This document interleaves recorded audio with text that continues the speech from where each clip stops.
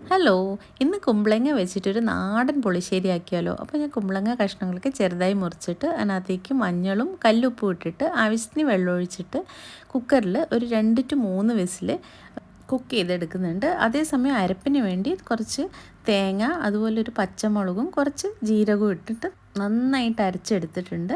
അപ്പോൾ നമ്മുടെ കഷ്ണങ്ങളൊക്കെ ഇവിടെ വെന്ത് വന്നിട്ടുണ്ട്. ജസ്റ്റ് 2 വിസിൽ മതി കേട്ടോ. കുമ്പളങ്ങ ആകുമ്പോൾ പെട്ടെന്ന് വെന്ത് വരും. അപ്പോൾ അരപ്പ് നമ്മളതിലേക്ക് മിക്സ് ചെയ്ത് കൊടുക്കുക. സിമ്മിൽ വെച്ചിട്ട് വേണം നമ്മളിത് ഒന്ന് ഇളക്കി കൊടുക്കാൻ. അരപ്പിൽ ജസ്റ്റ് ഒന്ന് തിള വന്നാൽ മതി.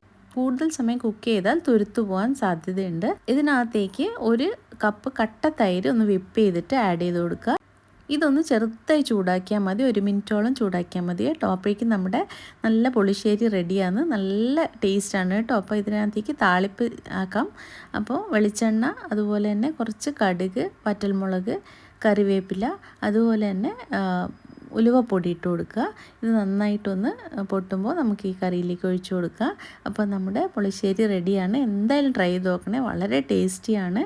ചോറിനൊപ്പം ബെസ്റ്റ് കോമ്പിനേഷനാണ്. അപ്പോൾ നിങ്ങൾ ട്രൈ ചെയ്ത് നോക്കിയിട്ട് കമൻറ്റ് ചെയ്ത് അറിയിക്കുക നിങ്ങൾക്ക് ഇഷ്ടപ്പെടുകയാണെങ്കിൽ. ഇനിയും പുതിയ റെസിപ്പി ആയിട്ട് വരുന്നവരേക്കും താങ്ക് യു, ബൈ.